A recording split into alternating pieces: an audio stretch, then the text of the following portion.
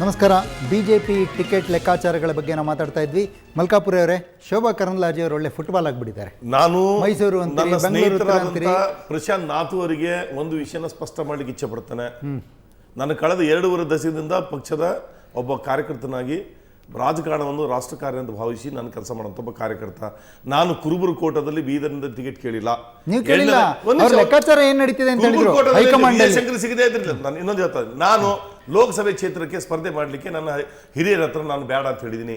ಯಾಕಂದ್ರೆ ನಾನು ಒಬ್ಬ ಕಾರ್ಯಕರ್ತನಾಗಿ ಈಗಾಗಲೇ ವಿಧಾನ ಪರಿಷತ್ ಸದಸ್ಯನಾಗಿದ್ದೀನಿ. ನಾನು ಲೋಕಸಭೆಗೆ ಇಂಟ್ರೆಸ್ಟ್ ಇಲ್ಲ ಅಂತ ಹೇಳಿ, ಅದಾದ ನಂತರ ಕೂಡ ಪಕ್ಷ ನಿಲ್ಲೇಬೇಕು ಅಂತ ಸೂಚನೆ ಕೊಟ್ಟರೆ ಮಾತ್ರ ನಾನು ಸ್ಪರ್ಧೆ ಮಾಡೋನು. ಅದನ್ನು ಸ್ವಇಚ್ಛೆ ಕೇಳಿದರೆ ಇಲ್ಲ. ಒಂದು. ಎರಡನೇದು, ಇವೇನು 4-5 ಕ್ಷೇತ್ರಗಳಲ್ಲಿ ಸಣ್ಣ ಪುಟ್ಟ ಗೊಂದಲ ಇದೆ. ಕಾಂಗ್ರೆಸ್ಗೆ ಕಂಪೇರ್ ಮಾಡಿದ್ರೆ ನಮ್ಮ ಹತ್ರ ಅಂತ ದೊಡ್ಡ ಗೊಂದಲ ಯಾಕಲ್ಲ. ಇವತ್ತು ಯಡಿಯೂರಪ್ಪನವರು ಒಂದ್ ನಿಮಿಷ ಬರ್ತೀನಿ.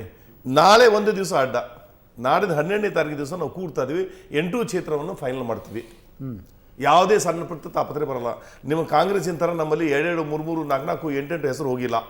ಕಳೆದ 28 ಕ್ಷೇತ್ರದಲ್ಲಿ ಅಪಸ್ವರ ಬರಲಾರ್ದಂಗೆ 20 ಕ್ಷೇತ್ರಗಳ ಅಭ್ಯರ್ಥಿಯನ್ನ ಮೊದಲನೇ ಪಟ್ಟಿಯನ್ನು ಬಿಡುಗಡೆ ಮಾಡಿದ್ದೀವಿ. ಈಗ ನಾಳೆ 8 ಕ್ಷೇತ್ರಗಳಲ್ಲಿ ಬಹಳ ಮುಖ್ಯವಾಗಿ ನಾನು ಕೇಳಬೇಕಾಗಿರೋದು, ಯಡಿಯೂರಪ್ಪ ಅವರು ರಾಜನಾಥ್ ಸಿಂಗ್ ಅವರಿಗೆ ಯಾಕೆ ಪತ್ರ ಬರೆದರು? ನನ್ನ ಬೆಂಬಲಿಗರಿಗೆ ಒಂದ್ ನಿಮಿಷ, ಅವರು ಕಾಂಗ್ರೆಸ್ ತರ 3 ಜನ 5 ಜನ ಅಭ್ಯರ್ಥಿಗಳು ಹೋಗ್ಲಿಲ್ಲ ಅಂದ್ರು. ನಿಮ್ಮ ಹಣೆ ಬರ ಅಷ್ಟ. ನಿಮ್ ಪೊಟೆನ್ಶಿಯಲ್ ಅಭ್ಯರ್ಥಿಗಳಿಲ್ಲ, ನೀವು ಕಳಿಸಿಲ್ಲ. ನಮ್ಮಲ್ಲಿ ಪೊಟೆನ್ಶಿಯಲ್ ಅಭ್ಯರ್ಥಿಗಳಿದ್ದಾರೆ, ಕಳಿಸಿದ್ದಾರೆ. ಇಡೀ ದೇಶ ಹೇಳ್ತಾ ಇದೆ. ಕರ್ನಾಟಕದಲ್ಲಿ ಒಂದು ಸಾಧನೆ ಮಾಡಬಹುದಿತ್ತು ಅಂತ ನಿಮ್ಮ ಹಣೆ ಬರ ಏನು ಅಂತ ಇಡೀ ದೇಶ ಹೇಳ್ತದೆ. ಬಿಡಿ. 2004 ಅಂತೇಳಿ ಎಲ್ಲಿ ಕಳಿಸಿದ್ರು ಜನ ಅಂತ ಗೊತ್ತಿದೆಯಲ್ಲ.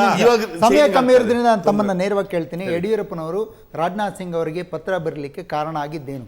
ನನ್ನ ಬೆಂಬಲಿಗರನ್ನ ಯಾರನ್ನು ಸರಿಯಾಗಿ ನೋಡ್ಕೊಳ್ತಾ ಇಲ್ಲ, ಕರೆಸ್ಕೊಂಡ್ಬಿಟ್ರಿ, ಈಗ ಸುಮ್ಮನೆ ಹೀಗೆ ನೆಗ್ಲೆಕ್ಟ್ ಮಾಡ್ತಾ ಇದ್ದೀರಿ ಅನ್ನೋ ಅರ್ಥದಲ್ಲಿ ಪತ್ರ ಬರೆದಿದ್ದಾರೆ.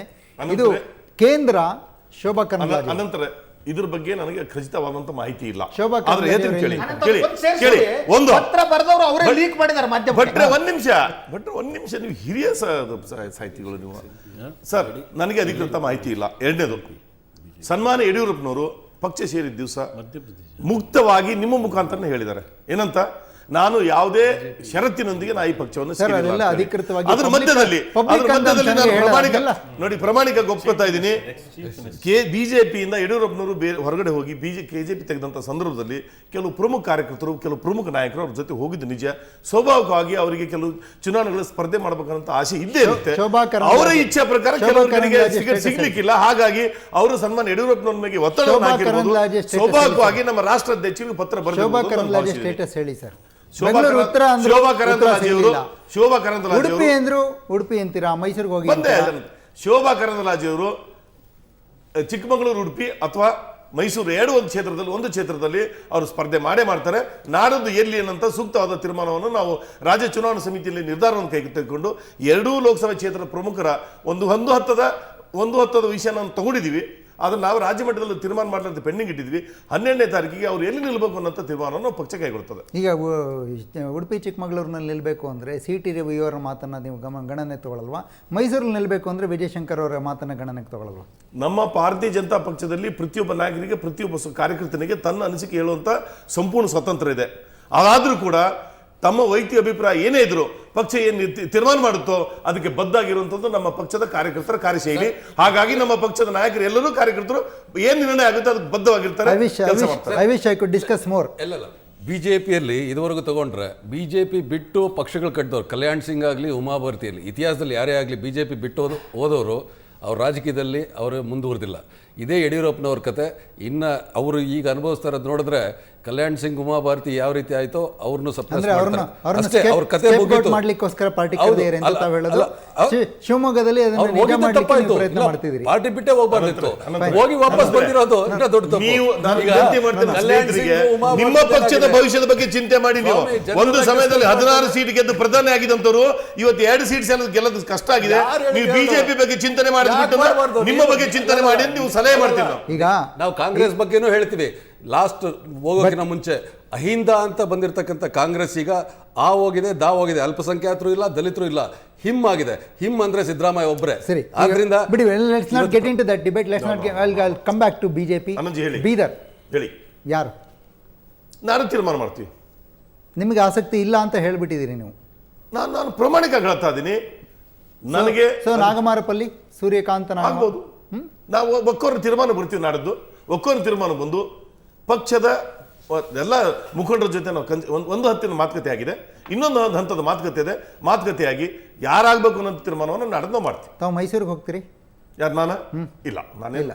ನಾನು ಬೀದರ್ನಲ್ಲಿ ನಿಲ್ಲಕ್ಕೆ ನನಗೆ ಇಚ್ಛೆ ಇಲ್ಲ ಅಂತ ಹೇಳಿದ್ರೆ ಮೈಸೂರಿಗೆ ನಾನೇ ಹೋಗ್ಲಿ.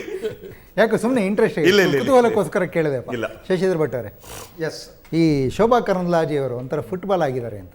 ಒಂದು ಎರಡು ರೀತಿ ಕಾರಣ ಇದೆ. ಈಗ ಇವ್ರು ಏನು ಹೇಳಿದ್ರು, ಅವ್ರು ಹೇಳಿದ ಒಂದು ಮಾತನ್ನು ಒಪ್ತೇನೆ. ಭಾರತೀಯ ಜನತಾ ಪಕ್ಷದ ಇತಿಹಾಸದಲ್ಲಿ ತಿರುಗಿ ಬಂದವರು ಇದಾರಲ್ಲ, ಅವರಿಗೆ ಎಷ್ಟು ಮರ್ಯಾದೆ ಸಿಗುತ್ತೆ ಅನ್ನೋದು. ಅದು ಹೆಂಗಿದ್ರೆ ಮನೆ ಯಜಮಾನ ಮನೆ ಬಿಟ್ಟು ಓಡೋಗ್ಬಿಟ್ರೆ ತಿರುಗಿ ಬರ್ತಾರೆ ನೋಡಿ, ಹೆಂಡತಿ ಕೂಡ ಸೀರಿಯಸ್ ತಗೊಳ್ಳಲ್ಲ.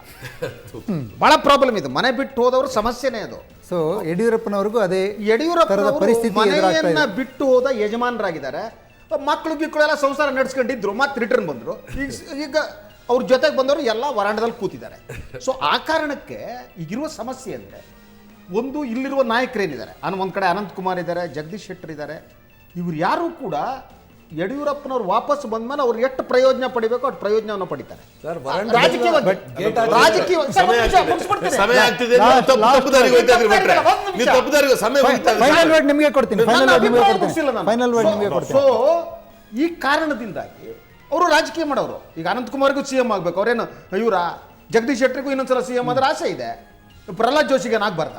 ಸೊ ಈ ಮೂರು ಜನರ quickly- ಬಿಜೆಪಿಯ ಈ ಮೂರು ಜನರ ಕೋಟ್ರಿ ಅಂತ ಏನೋ ಅಂತಾರಲ್ಲ, ಈ ಮೂರು ಜನರ finally- ಅವರು ಯಡಿಯೂರಪ್ಪನವರಿಗೆ ಎಸ್ ಅವರ ಫೈನಲಿ ಪಾಪ ಶೋಭಾ ಕರಂದ್ಲಾಜೆ ಅವರನ್ನು ಕೂಡ ಆರಿಸಿ ಗೆಲ್ಲುವ ಸಾಧ್ಯತೆ ಕಮ್ಮಿ ಇರುವಂತ ಕ್ಷೇತ್ರಕ್ಕೆ ಕಳಿಸಬಹುದು ಅನ್ನೋ ಅನುಮಾನ ಅಲ್ಲ, ಅವ್ರಿಗೆ ಈ ಕ್ಷೇತ್ರ ಇಲ್ದಿರೋ ಸ್ಥಿತಿ ಬಂದ್ಬಿಟ್ಟಿದೆ ಅವರಿಗೆ. ಈ ನೀವು ಈಗ ಚಿಕ್ಕಮಗಳೂರು ಉಡುಪಿಯಲ್ಲಿ ಅವ್ರಿಗೆ ಅವಕಾಶ ಸಿಗಲ್ಲ ಅನ್ಸುತ್ತೆ ನನಗೆ. CT Ravi is dead against.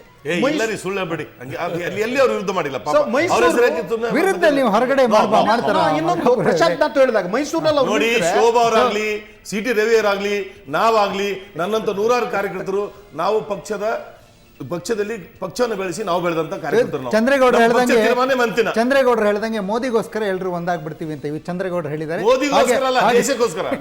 Okay fine. ಇದು I wish I could continue for a longer time. ಇಲ್ಲಿ ಏನೋ ಸಮಯ ಮುಗಿತಾ ಇದೆ. Final word. ಭಟ್ರು ಹೇಳಿದ ಪ್ರಕಾರ ಹಾಗೇನಿಲ್ಲ.